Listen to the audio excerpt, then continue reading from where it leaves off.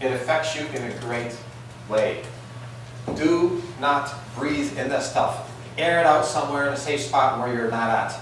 Have a closet somewhere where that's not in your bedroom and hang it there for a day before you put it back in your own closet. This is a really important point. This has been published. It has been studied over and over. The Dry Cleaners Association happens to have a very powerful lobby group, and a lot of this information has been smothered. Big endocrine hormone disruptor as well. Medications. I already told you about that. It's one of the leading causes of death. It is the third leading cause of death now in the US. It's just medication use, proper medication use. Can you imagine the third leading cause of death? How much noise do we hear about this? We don't. And where did this come from all of a sudden? We have no idea about this 10 years ago. It wasn't even in the top 30. Why? It's because we weren't looking for it. Somebody started keeping statistics. There it is, third leading cause of death. Toxicity. Vaccines, we think, are a huge cause behind our childhood obesity epidemic. By the time a child is 3, they have received more than 36 vaccinations. I cannot imagine the assault on our immune system and our detoxifying ability that we're exposing our kids to. It's not just the mercury, because they've taken mercury out, a lot of these vaccines, but it's also aluminum and other heavy metals that are now used as preservatives.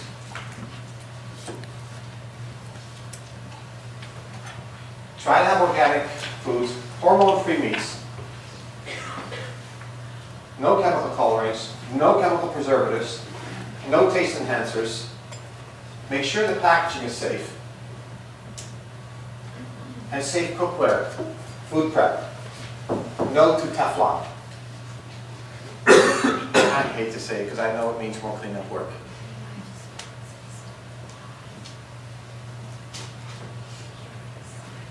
I covered the cavitations in the jawbone. One thing I didn't mention was that when you have metals in the mouth, the interaction of your saliva and the metals is what causes the off-gassing. And also, this is a very interesting finding that was just released.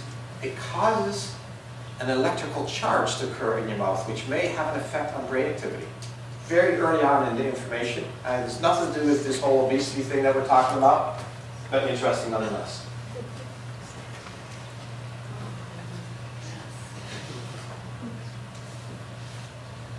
BPA again. BPA, chronic disease, I think I hit that one hard enough. Back to the cookware, because this is really an important one. Stainless steel is good. Cast iron is good. Glass is good. Porcelain is my favorite. Everything that we have in our house is porcelain. Wax paper is okay. Non-toxic wood is okay. Stainless steel is okay. Never, ever microwave food in plastic. Ever.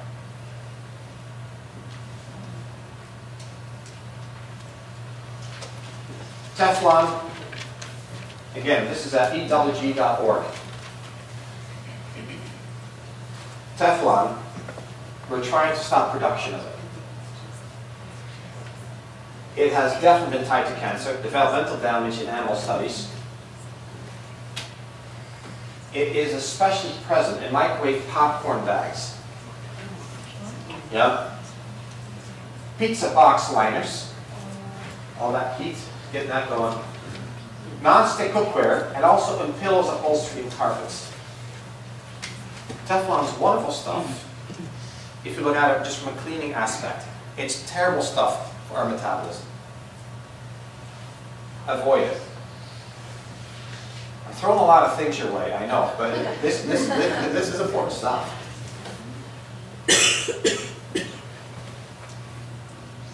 Saturated fats. Krispy Kreme donuts. I've told you before, when my sister comes from the Netherlands, right? Some of you have heard this. And my sister comes to visit. She comes about once or twice a year. And from the airport, we gotta stop by Krispy Kreme donut. She's my crazy sister, and And she insists on it because, yeah, that's my Dutch name. You gotta stop there. It's just, I can't get this back home in the Netherlands, so okay, here we go. Got my cap on, location. I went in there once with her, and I was absolutely revolted by the smell. The smell just makes me feel sick. But she gets her fix, and then off we go again. So some of you spotted me there. That's right. So hormones, antibiotics, and food. Growth hormones is so commonly used. Have you noticed the udders on cows? They are unbelievable. They're this big, but this big, and I'm not kidding. You look at real cows that live out in nature, you can barely see their udders. Something is really morphed into something very abnormal. Right there.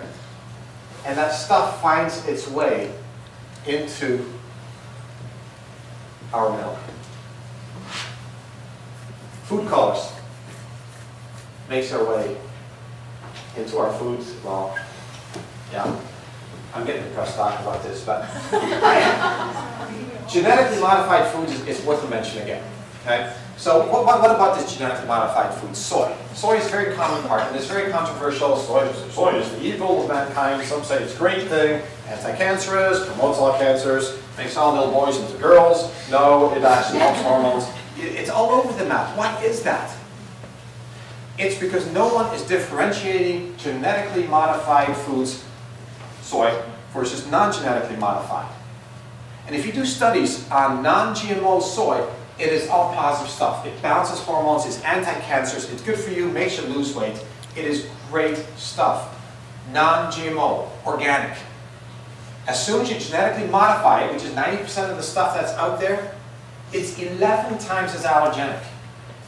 It causes some weird changes to start happening in the gut. I'm not going to go into it, except to say this, is that some of the genetic modifications that they make in soy is for soy to start making insecticides naturally so that they're resistant to disease.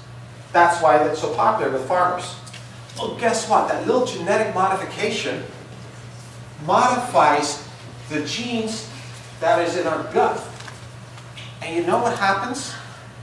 Part of our gut actually starts producing pesticides on its own. And it keeps going.